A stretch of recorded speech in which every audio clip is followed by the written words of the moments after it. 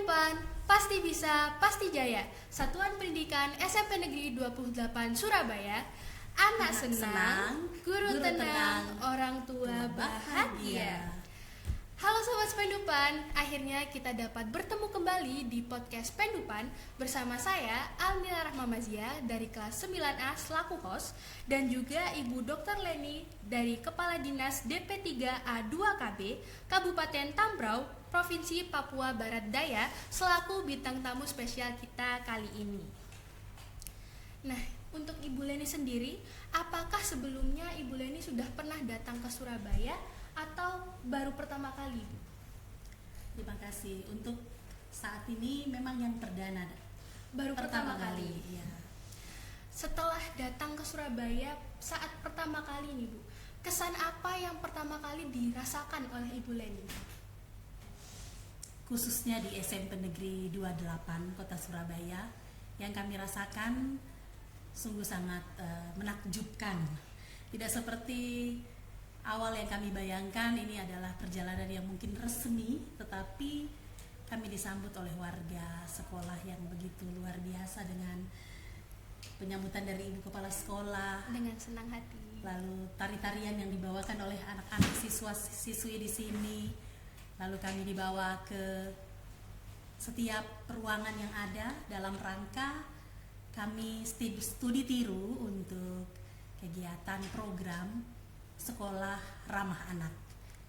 Demikian deh. Terima kasih Ibu Leni. Nah, Ibu Leni sendiri kan tidak berasal dari Surabaya, kan lebih tepatnya dari Papua Barat Daya ya Bu. Boleh tidak diceritakan sedikit tentang pendidikan di Papua itu seperti apa dan bagaimana Ibu? Ya. Jadi pendidikan di Papua tidak ada jauh bedanya dengan pendidikan yang ada di Indonesia. Mulai dari tingkat PAUD, taman bermain anak, sampai SD, SMP, SMA, bahkan perguruan tinggi. Jadi tidak jauh beda dan memang disamaratakan semua seperti di wilayah Indonesia yang lain.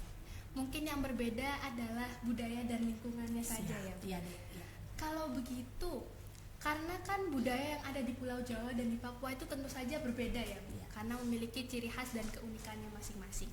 Menurut Ibu Leni sendiri, adakah budaya yang berasal dari Papua yang sangat Ibu ingin kenalkan ke masyarakat Indonesia, terutama untuk teman-teman pelajar di kota Surabaya? Iya, baik.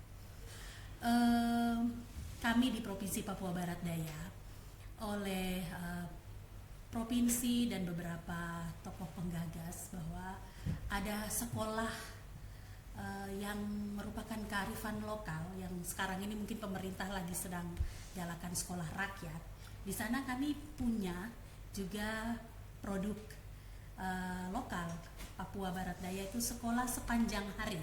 Ya, sekolah sepanjang hari itu kenapa diterapkan di Papua? Karena latar belakang kultur budaya di Papua itu, anak-anak itu punya orang tua yang bekerja itu di kebun ceritanya. Kalau di sini mungkin dibilangnya ke ladang ya. Yeah. Nah, orang tua itu mereka dari pagi keluar dari rumah, kemudian berkebun. Berkebunnya tidak seperti kita di Pulau Jawa yang aksesnya gampang. Di sana tuh kebun itu jauh. Kebun itu keluar dari desa itu atau kampung itu dengan jalan kaki melintasi jarak yang tidak dekat. Perjalanannya jauh. Dan kalau sudah ke sana orang tuanya, mereka bisa pergi dari pagi sampai pulangnya sore.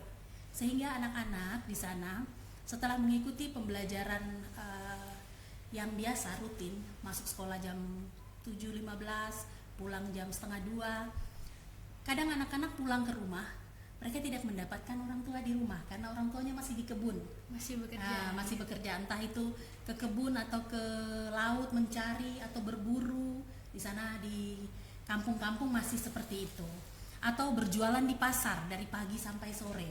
Nah, sehingga anak-anak ini ada ke depan kearifan lokal dari kami itu, kami akan membuat sekolah sepanjang hari. Jadi sepanjang hari itu dengan maksud anak-anak tetap akan pulang ke rumah mereka, tetapi nanti setelah mereka melaksanakan pembelajaran di luar jam pelajaran biasa. Sekolah. Nah, itu ada metode yang dipakai.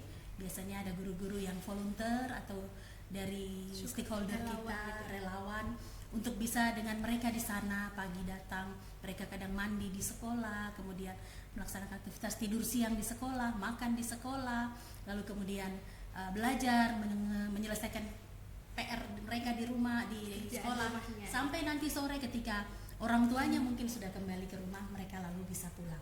Itu akan berjalan terus. Dan juga ada satu, selain dari pemerintah yang sudah berjalan selama ini, seperti kalau sekolah-sekolah madrasah ya ada pondok pesantren. Kemudian kalau dari gereja itu biasanya ada yang berpola asrama seperti itu. Jadi bedanya kalau yang pesantren sama pola asrama, full anak-anak memang tinggal seutuhnya di sana. Tetapi kalau yang sekolah sepanjang hari, anak-anak bisa pulang kembali ke rumah bersama orang tua. Gitu ya. Baik. Kalau begitu, adakah sepatah dua patah pesan ataupun motivasi dari Ibu Leni untuk teman-teman pelajar di Indonesia ini? Baik. Satu filosofi dulu atau lampau bahwa pendidikan itu tidak mengenal usia. Pendidikan adalah pendidikan seumur hidup kita. Jadi pendidikan yang sejati adalah bagaimana kita terus belajar untuk sesuatu yang baru, dan belajar untuk selalu merubah sesuatu di hari ini yang tidak bisa kita capai. Kita belajar untuk hari esok yang lebih baik, sehingga hari kemarin tidak mungkin lebih baik daripada hari ini ya, Bu. Yes. Baik, terima kasih banyak untuk Ibu Leni atas pesan, kesan, dan juga wawasan yang telah diberikan kepada kita semua melewati podcast Pendupan kali ini. Sampai jumpa di episode podcast Pendupan yang lainnya dan yang selanjutnya. Bersama saya, Almira Rahmamazia dari kelas 9A, dan juga bintang tamu kita, Ibu Dr. Leni. Sampai jumpa di kesempatan yang berikutnya. Pendupan, pasti bisa, pasti jaya.